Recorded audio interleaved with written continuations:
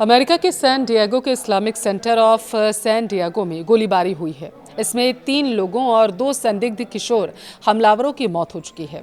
Police इस घटना को हेट क्राइम मानकर जांच कर रही है। मस्जिद और आसपास के इलाकों में भारी संख्या में पुलिस बल तैनात कर दिया गया। हमलावर कौन थे, इनका मकसद क्या था और कैसे उन्होंने इस मस्जिद को निशाना बनाया है, वीडियो को लास्ट तक देखिए, आपको बताते हैं। नमस्कार, आपके साथ मैं पल्लवी रविंद्र सिंह। अमेरिका के कैलिफोर्निया में एक मस्जिद परिसर में गोलीबारी में 3 लोगों की जान चली गई। बाद में पुलिस को 2 संदिग्ध हमलावर एक कार से मृत मिले हैं। पुलिस ने कहा है कि हमलावर अभी किशोर यानी कि टीनेजर थे और उन्होंने खुद को, संभवतः ऐसा हो सकता है कि गोली मारी हो। देखिए, न्यूज़ एजेंसी AFP की रिपोर्ट के अनुसार पुलिस ने बताया है कि इमरजेंसी टीमों, पुलिस और मेडिकल को सबसे पहले सैन डिएगो के सबसे बड़े इस्लामिक सेंटर के बाहर पीड़ित मिले थे। बाद में 19 और 17 साल के दोनों हमलावर भी मृत पाए गए। हेलीकॉप्टर से ली गई टीवी फुटेज में हथियारों से लैस पुलिस टीमें एक इमारत के बाहर दिखाई दी। वहीं एक अज्ञात व्यक्ति खून से लथपथ पड़ा हुआ पाया गया। सैन डिएगो पुलिस प्रमुख स्कॉट वॉल ने पत्रकारों से कहा है कि हम इस मामले की सक्रिय रूप से जांच कर रहे हैं और इसे हेट क्राइम मान रहे हैं। इसमें साफ तौर पर नफरत भरी बातें शामिल थी, ये भी दावा किया जा रहा है। इस्लामिक सेंटर की वेबसाइट के अनुसार यह सैन डिएगो काउंटी की सबसे बड़ी मस्जिद है। यह इलाका दक्षिणी कैलिफोर्निया में स्थित है। कुछ समय के लॉकडाउन के बाद अधिकारियों ने लोगों को घरों के अंदर रहने की अनुमति दी थी।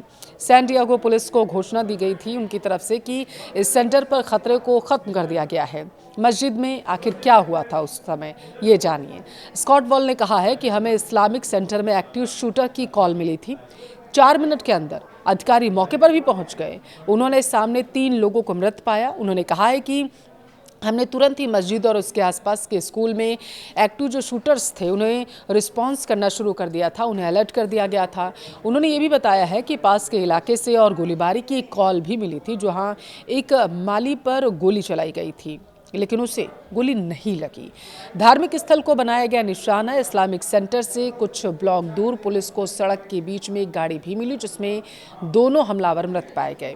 देखिए, स्कॉट वॉल ने कहा है कि फिलहाल ऐसा लग रहा है कि संदिग्धों ने खुद को गोली मारी होगी, ऐसा लग रहा है। अब पुलिस अधिकारियों ने अपनी तरफ से गोली नहीं चलाई, ये दावा उनकी तरफ से किया गया। हालांकि ये सारा विषय जांच का है क्योंकि इसमें हेट क्राइम की भी बात सामने आ रही है। फिलहाल स्कॉट वॉल की तरफ से कहा गया कि मारे गए 3 लोगों में इस्लामिक सेंटर का एक सुरक्षा गार्ड भी शामिल था। उसके कदमों ने और बड़ा हमला होने से रोकने में मदद की है। स्कॉट वॉल ने कहा है कि उसके कदम बेहद बहादुरी भरे थे और उसने निस्संदेह आज कई लोगों की जान बचाई है, दावा किया गया। बाकी 2 मृतकों की पहचान साफ नहीं हो पाई है, उनकी पहचान की जा रही है। बताया गया है कि हमले से 2 घंटे पहले एक संदिग्ध की मां ने पुलिस से संपर्क करने की भी कोशिश की थी। उसने कहा था कि उसका बेटा आत्महत्या करने की हालत में है और कई हथियार और गाड़ियां जो हैं वो उसके पास थी, जो अब गायब बताई जा रही हैं।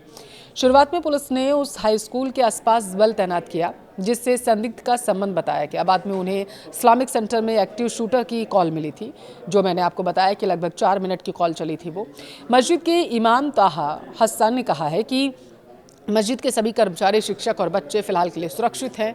उन्होंने ये भी कहा है कि हमने पहले कभी ऐसी त्रासदी का सामना नहीं किया।